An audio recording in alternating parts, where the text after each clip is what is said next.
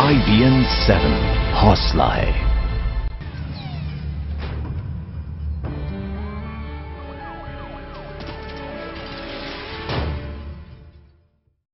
Indonesia से उड़ा air Asia के लापता विमान का मलबा मिल गया है। ये विमान जावा सागर में क्रैश हो गया था। बचाव दल ने 40 शवों को भी निकाला है और ये सभी शव उन यात्रियों के हैं जो इस विमान में सफर कर रहे थे। अभी तक परिवार के लोगों को ये उम्मीद थी कि शायद उनके जो अपने हैं वो जिंदा लौट आए, लेकिन इस खबर के बाद सभी परिवार मातम में डूब गए।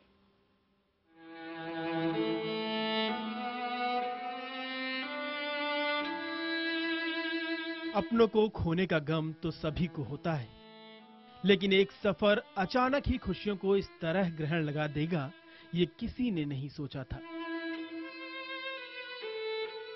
एयरपोर्ट पर रोते बिलखते लोगों का हुजूम नजर आ रहा है। इन्हीं में शामिल है इस विमान के कप्तान का परिवार। कैप्टन की 22 साल की बेटी अपने पापा के लौटने का बेसब्री से इंतजार कर रही थी।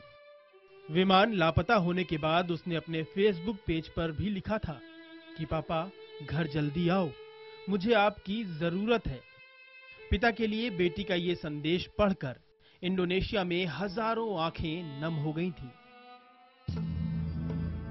लेकिन अब खबर आ चुकी है कि इस सफर पर निकले लोग हादसे का शिकार हो चुके हैं, तो अपनों के जिंदा होने की आस लगाए परिजनों के सब्र का बांध भी टूट चुका है। अब सभी आंखों से आंसुओं का सैलाब बह रहा है।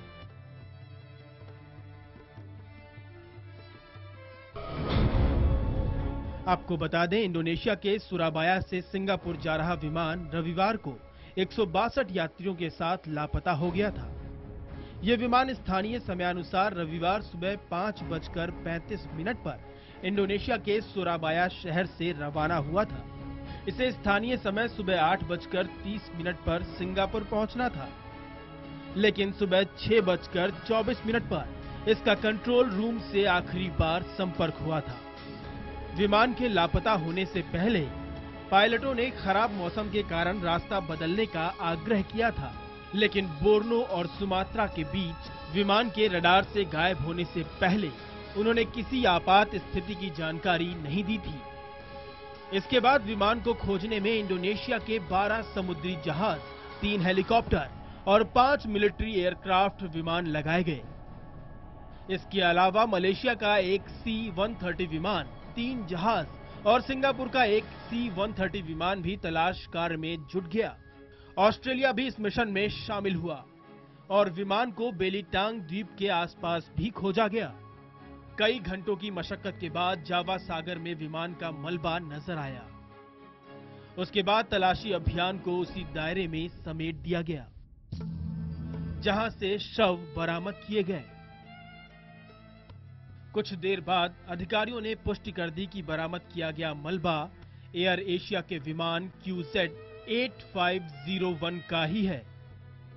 आपको बता दें, इस विमान के कैप्टन का नाम इरियंतो था, जिनके पास 20,000 उड़ान घंटों का अनुभव था। इसमें से एयरबस 320 के 6,100 उड़ान घंटों का अनुभव भी उनके पास था। इरियंतो कमर्शियल प्लेन चलाने से पहले लड़ाकू विमान F-16 के पायलट थे। Bureau report, IBN 7।